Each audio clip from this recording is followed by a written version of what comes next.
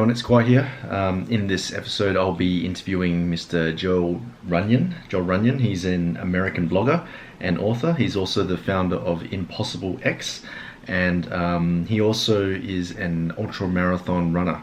He's always focusing on improving your mental toughness, and that's really led him to achieve these really impossible goals. And one thing I really enjoy about about Joel is that he's all about goals and determination. So he has a goal and he goes after, he achieves it, and he's got this determination and drive to just proceed through it. So what's really amazing about him is he's done all these crazy things in his life. He's challenged himself. He's set up charities in overseas. He's set up a blog site like about 10, 20, 15 years ago, and he's got lots of traffic, and he lives off his blog, and he travels. So he's done really amazing things, and in this interview, I only had 30 minutes to talk to him. I only managed to book only 30 minutes, but so I was really fast paced in terms of asking him questions, but I managed to get quite a lot out of him, which is really great. So in this video, we're going to learn from Joel Runyon on how he has conquered the inner voice and overcome his fears and push through the phases of being uncomfortable.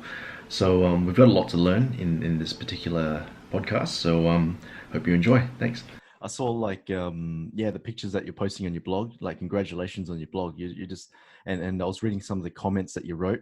I think you started back in 2011, I think. Yeah, I've had the blog for like almost 10 years, so it's been a while. Yeah, and I was reading. I think your first comment was 2011, and then this was when you're writing a long page about how to start a blog, and your previous comment was 2019, in August or something. So you're still looking after the people, your readership, and everything. That's amazing. Yeah, I started. Yeah, I think the blog, like, everything's kind of migrated to social media, and I still think it's really, really, really important for people to have their own site to own their content, and so that's something that I think is. I think you're seeing people kind of move away for a little bit, but I think people are going to come back because they realize Facebook doesn't really give you that much reach. Like they say they're gonna, like, you got to pay to play, which is part of the game. So you should have a way to make money on it. But people get shut down all the time. They get taken off social media, and it's tough to play that game and put all your eggs in someone else's basket. I think people need to own their content, and then have the site be the main center point, have it be the hub, and then have everything else be in addition to it. Yeah, you're really smart, man. So you started off the blog, and you're doing all these amazing things, ultra marathons. I saw your TED talk as well, the 30-day cold shower challenge. Yep. That's amazing, and so there's a lot of things I just really want to cover. So let's back up. We need like 20,000 more views for that to get to 1 million. So it's right on the edge. Yeah. I think what is it at 700K at the moment, or 800? No. I mean, it's 970 or something like that. 970, so and I think it was up there. Yeah, 2015 was it that you did it? Yeah, I think 2013 or something like that. I don't know exactly. It's at 980 right now, so we got 20K left to go. Yeah, and you know what I did? I took a cold shower before I did this as well. So there you go. Very cool. Awesome. Good work. There you go. All right. So so before I get into all the amazing things that you've done, like the goals, all the challenges that you accomplished and everything, prior to all that, you didn't have all this ambition or anything. Like you said, I think I was listening to your podcast, and you were saying you were really lazy. You weren't as ambitious. You were lying on the couch, and then somehow you transitioned to all these type of things, right? So could you? So I wouldn't qualify as lazy. It was more of I didn't have direction, and so I was being productive or ambitious. But I wouldn't even say I was lazy. It was just like, if you don't have anywhere you're going, you just spend all your time flailing. And I think for a long time I didn't really know what I wanted, and I didn't really have an understanding that I could do more. So instead of trying to move towards something and put in the work, I kind of bought into this narrative about life that you were supposed to do, and that if you just go to school, then you get a job, and then things just turn out and they're supposed to be done, however they're supposed to be done. And when things stopped following that narrative. Then I had this whole period of questioning and trying to figure out what exactly it meant for me to go Mm. do my own thing if this narrative that I've been fed wasn't actually working out the way I was thinking and hoping that would actually play out. Okay, so but there was something that triggered it, right? Like, was it pain or was it just the It was fear of like sitting regret? at home in my parents' basement for Yeah. and not being able to get a job, and like this whole narrative of like, if you just, if you play it safe and you just do what everybody else tells you to do, Mm. you don't have to, like, you'll have a job, you'll have a career, you'll get lined up. You just, keep your head low, don't worry, don't poke it Mm. out too much and don't bother anyone, and you'll be Yeah. fine. And turns out that didn't work out very well for me. And so when uh basically had a ton of time to just kind of reflect on what that meant for me, and if that wasn't working for me, what could I potentially do on my own? Mm. um like, what type of life would I actually have to live? And for the first time in a long time, I started asking myself that question, and then started kind of looking at what that would look like for myself. Yeah, yeah, okay. And okay, so then you're in a way you're like pushed against the wall. You're like thinking, oh, I got to do something about my life. I got to achieve something, and the future doesn't look too bright if I continue on this path, right? Yeah, Yeah, I mean, yeah, I, yeah. I think that's what happens for a lot of people, is Mm. it's really like, things have to get kind of bad for you to be like, decide you're going to change stuff, because Mm. changing is uncomfortable and difficult. And there's some quote about nothing changes until uh, the pain of staying the same is, more painful than the pain of changing. And so Mm. uh, I think for me, it was just like realizing that this model that I was following was completely broken, Yeah. and I was going to have to build my own model. Yeah, yeah. Okay. So what was that first thing that you did that broke you out of it? Like, I think I'm assuming that it was one particular goal that you wanted to achieve. What was it? What was that thing that So got you out of it?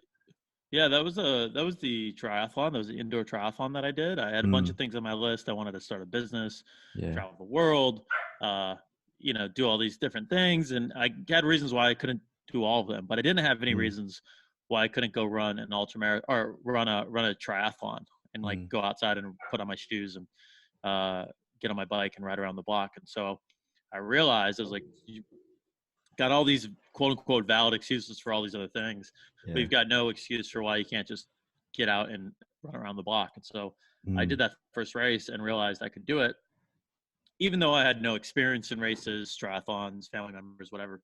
Mm. Uh, but when I did the first one, then I realized, like, oh, it's like you can actually do stuff that you don't know you can do. And then Yeah. I started wondering, what other things do I think are impossible or really difficult, or maybe other people could do them but not me? And Yeah. what if I actually went out and tried them? So Yeah. um yeah. Yeah, that's one thing that I love about you is that you're a goal-oriented person, but you really focus on the mentality side of things. Um, like you seem to have some sort of thought process where if you have a fear or if you have some sort of thing that you're trying to accomplish, you have some sort of thought process that overcomes this thing, right? So could you let us know, like, how do you think when you're in these ultra marathons, when when you're going through all this pain, running up this hill, you're trying to do these laps and everything, what's your thought process when that fear kicks in, that little voice? Yeah, I mean, the reason I sign up for some of these things is because they are hard. And so Mm. when they become hard in the middle of it, it's not surprising. And a lot of people sign up for races or do events, but they line up for things and they expect them to be easy. And Mm. then when they're not easy, they're like, oh, all of a sudden they're a victim. They're like, oh, how'd this happen? This was just Yeah. supposed to happen. And so I've told people over and over again, like, expect things to be hard. Like, Mm. expect things to be difficult, because when they are hard, if you're doing something worthwhile, it's going to be sufficiently difficult. And if it is hard, then all of a sudden you can, like, if it is hard, then you're just not surprised. Like, it's Yeah. when it becomes hard, you just say, hey, yeah, like, I expected this. This is part of the plan. This is why I signed up for. And so I always say that, the interesting thing about ultra marathons is that they don't start until an ultra marathon is anything beyond a marathon. So technically an Mm. ultra marathon begins when a marathon ends. And so an ultra marathon doesn't start until most people have run the farthest that they'll ever run. Like a lot of people run marathons, but not a lot of people run farther than that. Yeah, A lot of yeah. people run a marathon and they'll say, wow, that was really hard. I'm never going to do that again. I Mm. said that to myself. Yeah, yeah. And ultra marathons start after that. So after everybody else has gone home, after you have these, 20,000 people races and they run 26.2 miles, which is incredible. Mm. But ultra marathons start after that. And Mm. so it starts at the point where everything is starting to be difficult. Everything is starting to be painful. And it's not surprising when things are hard because everybody's having a hard time out there. So Mm. I think shifting the mentality to, instead of being like surprised that it's hard or difficult, to like knowing that it's hard or difficult and planning on it being hard or difficult, and then embracing it anyways, and hanging on. And it makes it a lot easier when you expect something to be difficult. Mm. For when it is, then you say, okay, I've been planning for it to be difficult. So Yeah. makes it a lot easier to execute on that. Yeah, and I think like what you just said there is absolute key, because you figured out how to overcome that mental challenge, and you can apply that in all areas of your life. Like, when you're starting a business, or when you're trying to build an empire, all that mental toughness kicks in. And I think that's a missing trait from people who think that they want to start a business but they can't. They have all that fear and everything. But you seem to put yourself through all these challenges, and you train yourself, prepare yourself for the tough times ahead. So that's amazing. Well, I think I've called them reference points in the past, and Mm. it's this idea that your brain and your mind doesn't really understand what physical difficulty is anymore. A lot of people live comfortable enough lives that like we have a lot of difficult things, but Mm. they're all like mental, and they're all meant like they're not real. Yeah. It's a lot of stress. It's a lot of like confusion. It's a lot of things in people's heads, but they're Mm. not like a lot of people aren't doing hard physical labor for days. They're not running Mm. ultra marathons all the time, and so what's interesting about physical events is that you're you still have the same mental experience of something being difficult, Mm. and your mind is trying to prevent you from going beyond and hurting yourself. And so it's like, oh, we should stop, we should come back, like we should take it easy. um and your body's like, yeah, okay, we probably should because we're hurting a little bit. Yeah. But if you actually do an override on that, uh, you can go farther than your body thought it could, and you can go farther than your mind thought you could. And Mm. what happens is if you do that enough times in the physical world, all of a sudden in the areas where you are in a mental space, in your business, in your personal habits, and in other things in your life, you're able to take that same mentality. That same mentality is what I talk about in cold shower therapy. So Mm. that same little voice that pops up when you're about to take a cold shower, you're able to recognize that voice as the voice in the cold shower, the voice before you're about to ask for a raise, the Mm. voice right before, like when you want to quit in the middle of your ultra marathon. It's the Mm. same voice. You just start to recognize it in different places. And so the Mm. nice part about physical challenges is it teaches you to see that and to recognize that, and to pay attention to that in other places. And it's not just this magically difficult thing that Mm. is, asking for a raise or getting a new job, or, starting a business isn't this like mentally stressful thing. It's stressful in the same way, but you're able to recognize it a little bit better because you've trained yourself physically to see that. Mm. And I think you're teaching this in your Impossible course as well. Like when you're putting through people through challenges, like how to recognize these voices inside your head, and how to push through it. Is that correct? Yeah, we don't have any Yeah. we don't have any courses, but we got a couple. We have fitness courses, Mm. and I'm working on some other larger things. But Mm. Mm. I have an email series, and I write about it a lot, and we're coming out with some bigger projects around that too. So, but yeah, Yeah. it's one of the main tenets that we talk about, and Yeah. I think most people live really, I don't want to say easy because it sounds demeaning, but very comfortable lives Mm. physically, even if emotionally and mentally it can be chaotic. I think a lot of people live pretty comfortable physical lives, and where we are now versus like 100 years ago, like Oh everyone has a cell yeah. phone. Like the homeless people down the street have a cell phone. So like Yeah. people live like we have comfort. I don't necessarily think that means people's lives are easy, but Mm. uh it there's almost something that happens when you're able to do physical things, because it creates endorphins in your body. And so doing hard things is actually like it's painful sometimes and it's difficult, but it's rewarding. And I think sometimes we get caught up in these doing just mental gymnastics about stuff, Mm, and you're getting all the stress that has to do with doing something physical, but you're not getting any of the actual like physical relief or endorphins mm, from doing those things. And so by forcing people off the couch and into like an adventure challenge or a physical endurance piece, they're able to actually push themselves much harder, and um, and have a, like, you know, a lot of times, you know, people form like their biggest friendships through doing something difficult together, yeah. or their biggest memories are difficult challenges. So doing more and more of that is something that I think uh, a lot of people can benefit from. Amazing. Awesome. Okay. So there's also another part of you that's really impressive. Like you're really good with the SEO stuff as well. You created an amazing blog. You've got readers all over the world. You got so much traffic going to your site. You've been doing it for over 10 years. But there was a period of time, I think you were working in a job and then you made the transition over to a full-time blogger. Could you share us a story on how you accomplished that? Because I know a lot of people who work a 9 to 5 and they want to quit their jobs and then they start a blog, but you managed to achieve that goal. So could you let us know how you did that? Yeah, I mean, like I blogged for 2.5 years, maybe 3 years before Hmm. I Just writing every um day or just? yeah, like twice a Yeah. week or something like that. But Oh like wow. um before I even, you know, I started my blog before I could get a job, and then like use the blog to kind of orient myself and try to figure out, okay, what's interesting to me, and give myself goals, and then able to get a job, like immerse myself in that business, got a bunch of promotions, got recruited in another company, worked there for a little bit before I realized like it was much more corporate, and I was like, I can't do this. And Yeah, you're not a corporate um guy, man.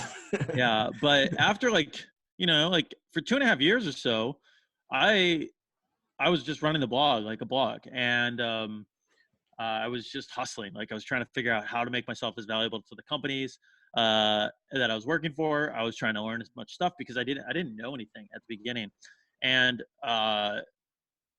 um, I just delved into like, you Trial know, and error. Yeah. I'm not going out. I'm not like hanging out on the weekends. Like I'm running Yeah. races and I'm working. Yeah. And, you know, at 23 or 24, 25, like that's what I was doing. And, you know, even when I got a job, then I was running the blog on the side, and then I was doing some consulting on the side. And so when I quit my job, I think I had about $1,500 a month in consulting income, which is not very much money, but it was enough that I was like, I think I could pay my bills in the Midwest and like Mm. find rustle something else up. Wow. And for me, it was one of those things where I sat down and I just, um, you know, I had a couple different things. I had Impossible. I had this, you know, this little foray into the paleo world in like Mm. 2011. And I just started like working on these projects, and it was just uh, all I was doing. And I think a lot of Mm. people say like, oh, I want to quit my job. And they're like, if I quit my job, then I'll have time to do this.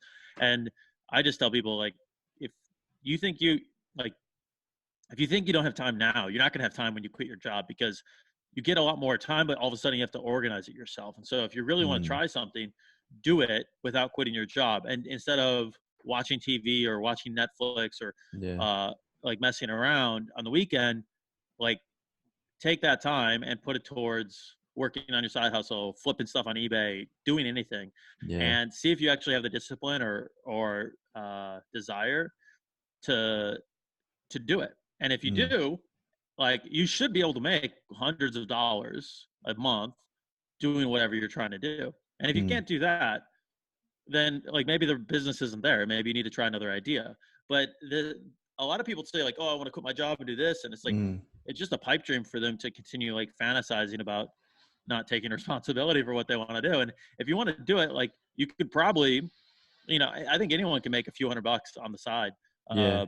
while they're at their job. If they're, you know, you have to sacrifice one hobby a week, or you have to sacrifice, you know, I had a friend that did uh, like a different sports club every single day of the week. And I was like, Yeah. just take 2 of those days, like sacrifice 2 of those things, and you know, spend it on building your business or side hustle, and then, you know, one of your weekend days, and just work on stuff. And Yeah. a lot of people don't even want to do that, and so they can't discipline themselves to do it, and so they don't end up doing, you know, I've had people, you know, quit their job and they're like, oh, finally I can work on this project, Yeah. but they didn't make the discipline to to build something while they're at their job. Mm, And so then they quit their job and they're just floundering because they've got all the time in the world and they have no idea how to discipline themselves to actually get stuff done, mm, or even they don't even know if they have traction, and then all of a sudden their burn rate is going up in smoke and they've got to make way more money than they would normally have to. So mm, mm. uh, yeah, I mean, I kind of stair stepped it, and a lot of people want to go, 0 to 100 real quick, and Yeah. I think it took me 2.5, 3 years to get to the point where I had like a couple sources of income.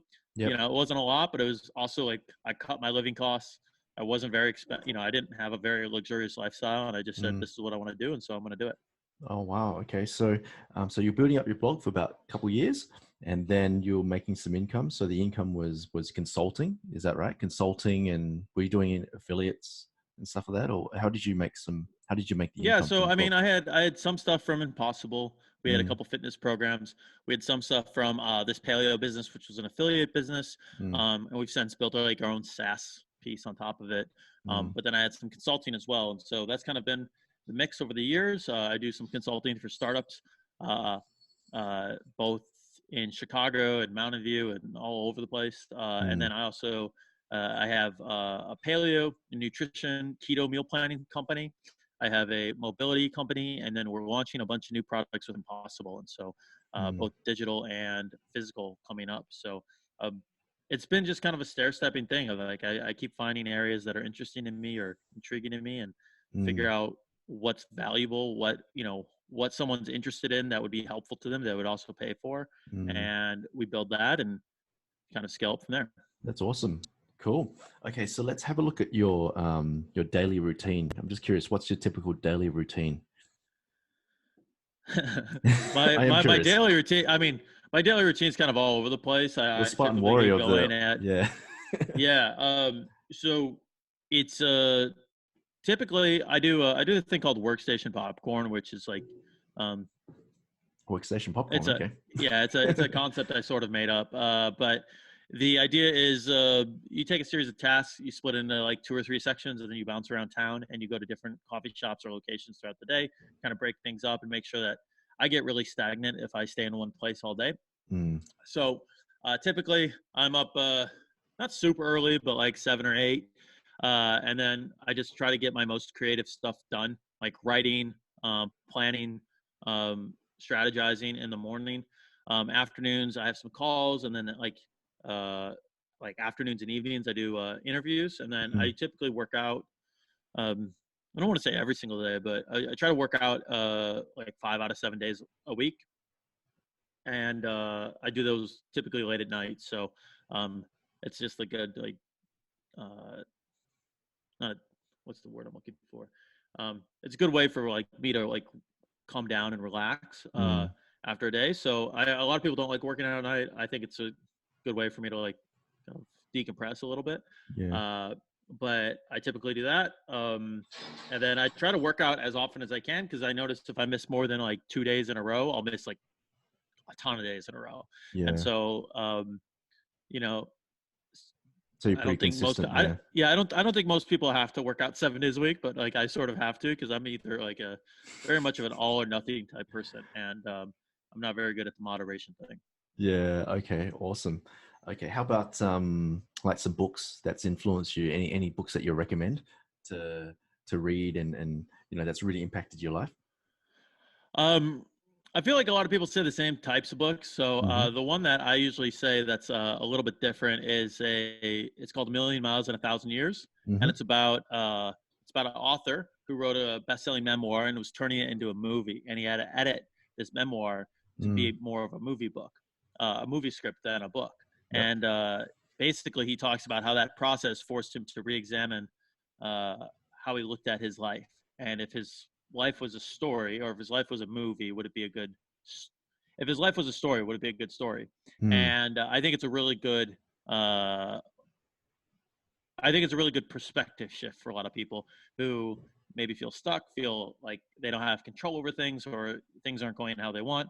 It's a good way for them to kind of put themselves back in the driver's seat and realize that uh, they can impact and write the story of their life Mm. in a way that feels good to them. Yeah. Okay. Well, who was the author of that book, Million Miles? It's by Donald Miller. Donald Miller. Okay, cool. We'll check that one out. Donald Miller. Okay, and let's have a look at the man. You're doing a lot of traveling. You travel all over the world. It's just you live in a pipe dream, man. Everyone wants to travel. How did you fund this travel when you're first starting out? Or was it just from your job and it was just your blog? I'm assuming it was just all from your from your side hustles and your ventures and stuff. Yeah, and then Yeah, I mean, eventually, yeah, travel. I haven't actually been traveling very much this year. This has kind of been yeah, my down year, but the last couple of years were kind of nuts, yeah, um, to the point where it was like too much, and I had to, you know, kind of balance it out. Uh, for me, it was I had a mobile lifestyle, and it was sometimes cheaper to travel than it is to stay in one place, especially wow, I was in California for a while. California mm, gets it real expensive real quick.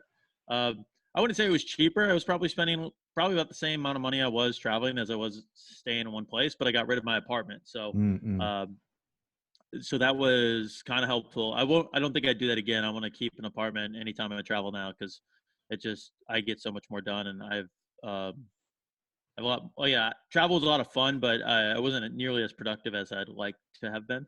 And mm, so mm. it's been really good from a productivity standpoint and from a business growth standpoint to just Yep. have my own place. Mm, But yeah, when I did 777, that was sort of sponsored, if you will, by Impossible. mm, So a lot of people thought like, oh, okay, the donations are going to fund the travel. I was like, no, those are like I funded my own.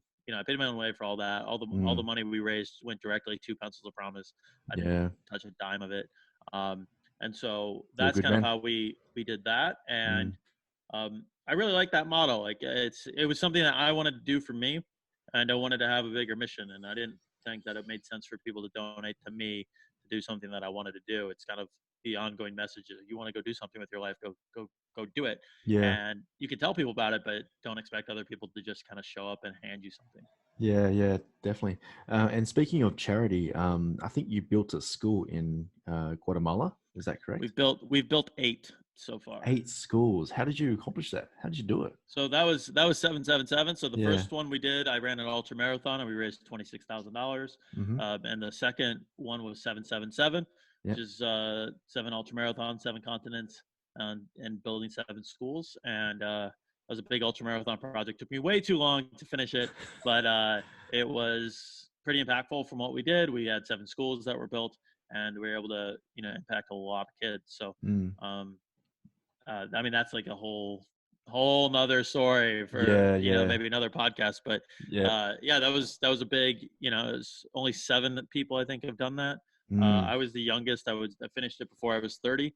Mm. So it was kind of a It's big incredible. milestone for me, and I had a whole bunch of issues along the way, and somehow managed to finish Okay. despite of them. Well, was it easy?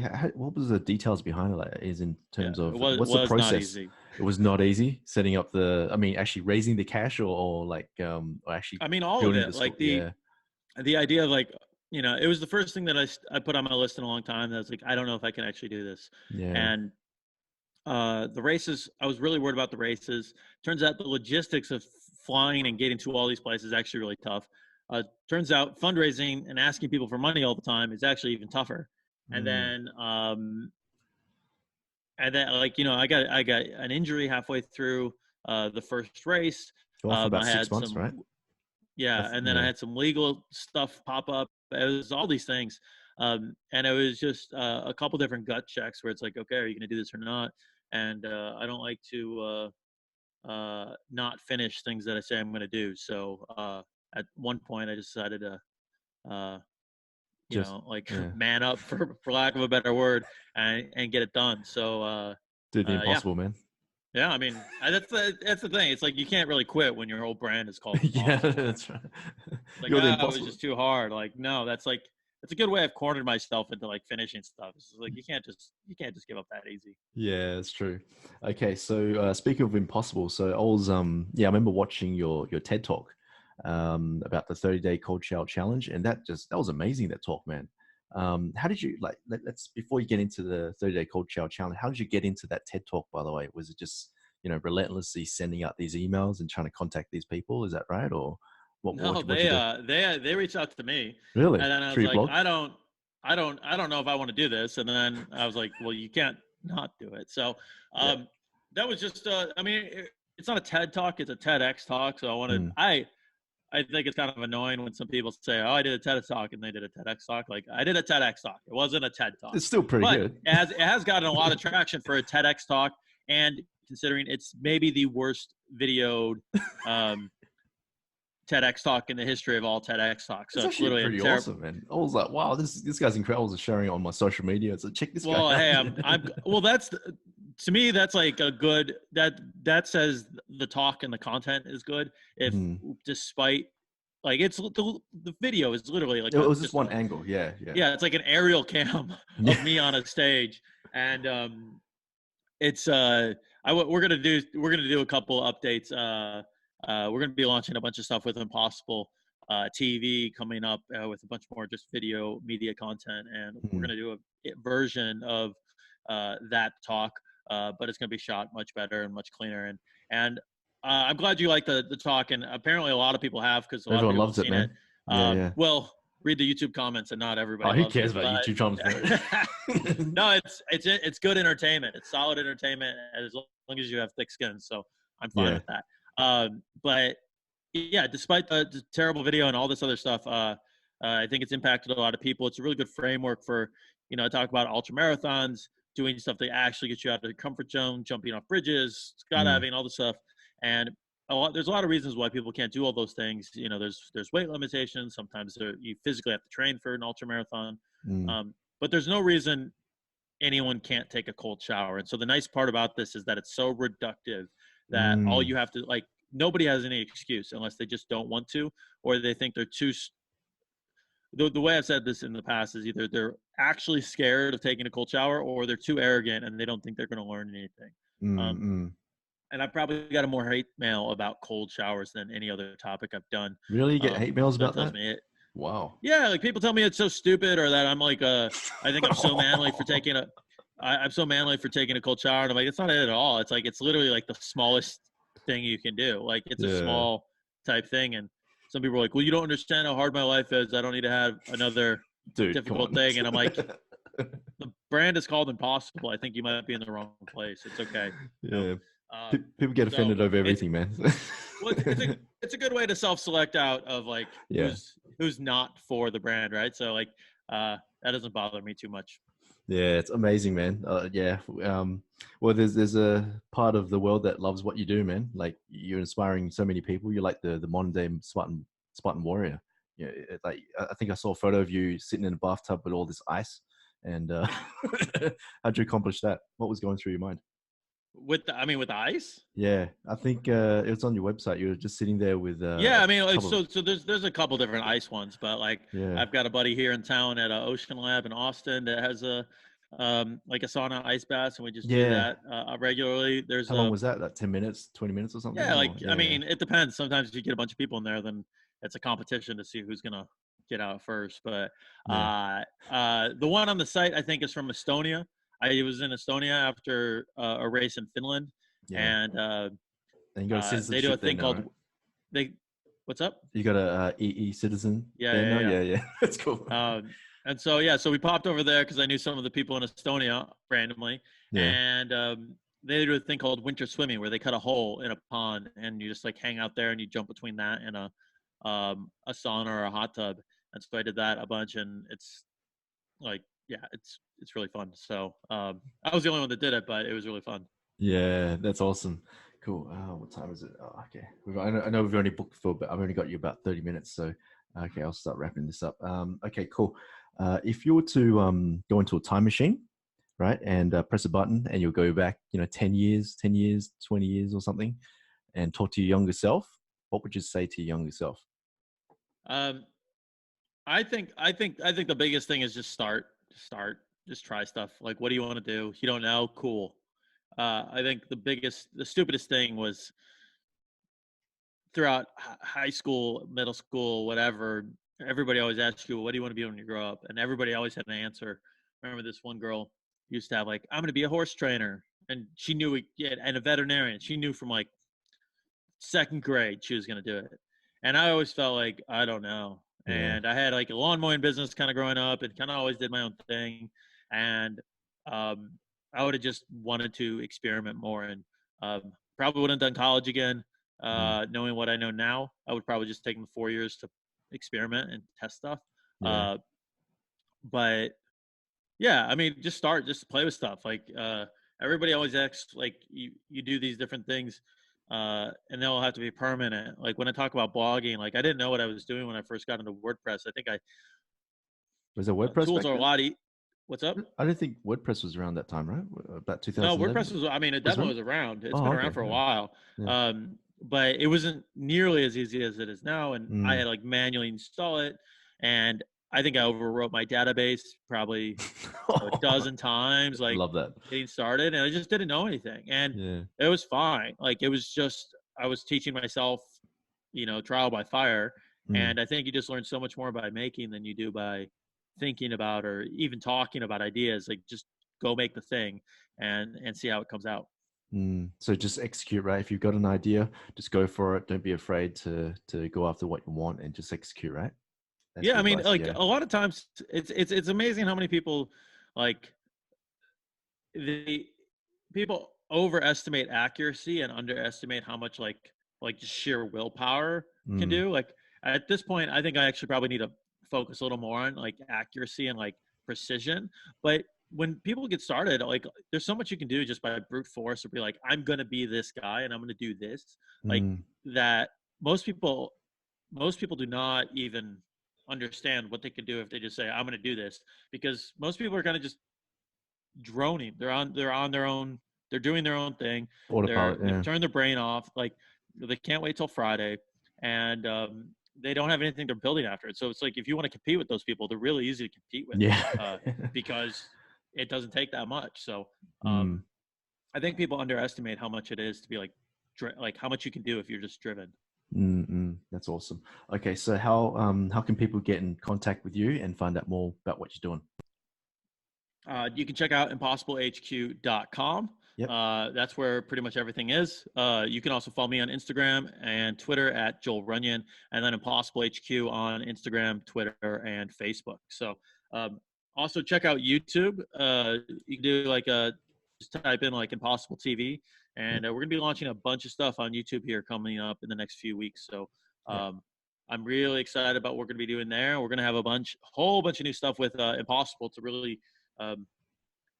really take Impossible from just like this, from an online blog and community to Mm. something much, much bigger. So I'm excited about what's coming up. So keep your eyes locked on that. And it'll be live in a few weeks here.